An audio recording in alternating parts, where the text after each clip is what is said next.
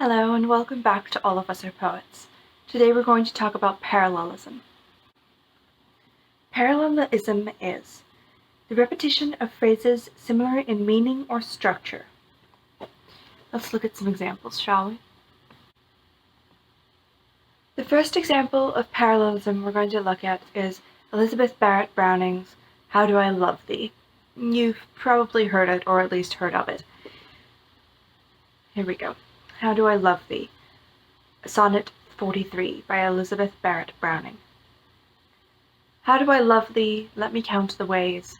I love thee to the depth and breadth and height my soul can reach, when feeling out of sight, for the ends of being and ideal grace.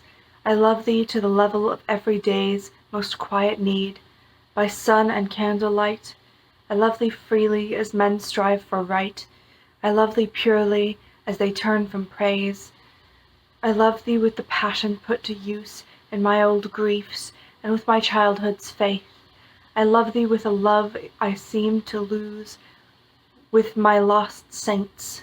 I love thee with the breath, smiles, and tears of all my life, and if God choose, I shall but love thee after death.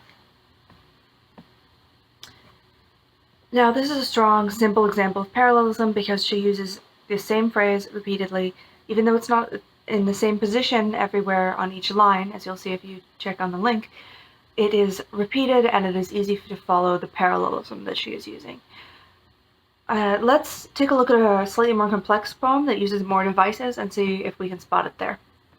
Our second poem is going to be The Lamb by William Blake, and this poem has a lot going on, so please don't feel overwhelmed. We'll go through it. The Lamb by William Blake.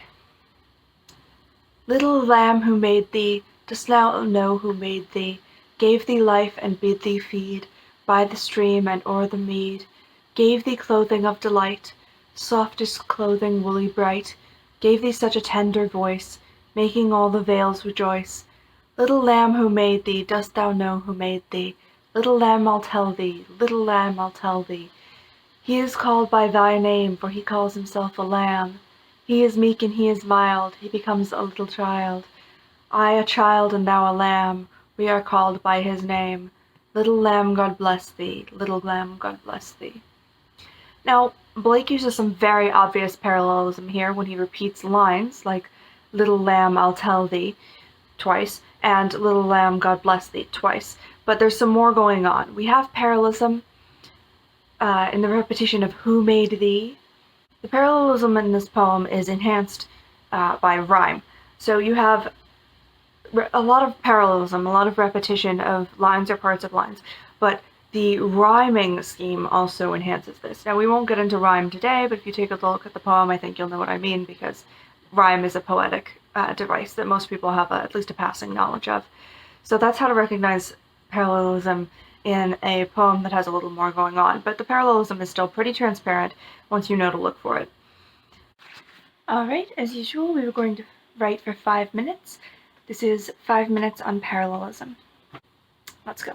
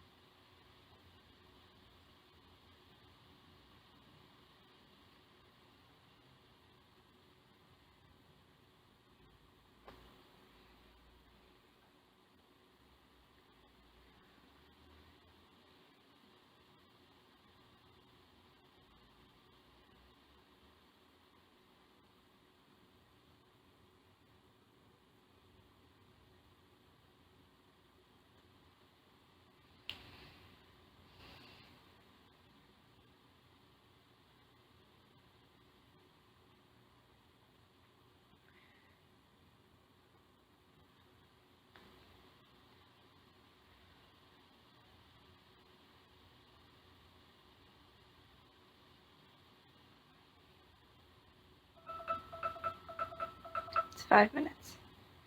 Once again, I just have a few more words because rules are made to be broken.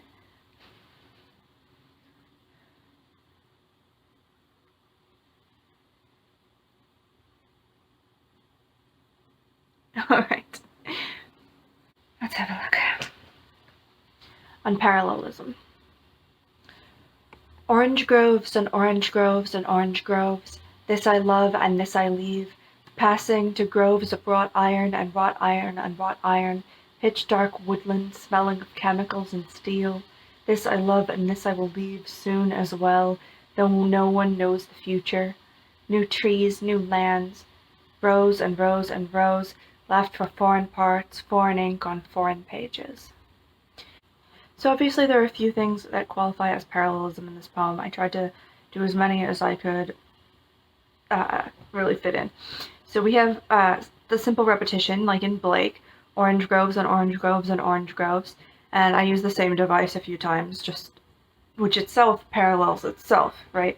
Orange groves and orange groves parallels wrought iron and parallels new rows and new rows. So it's working internally, but it's also working throughout the poem. We also have this I love and this I will leave, which is not exactly repeated, but it doesn't have to be exactly the same to be parallelism. It has to have a similar phrasing or structure. It just has to be similar and reminiscent.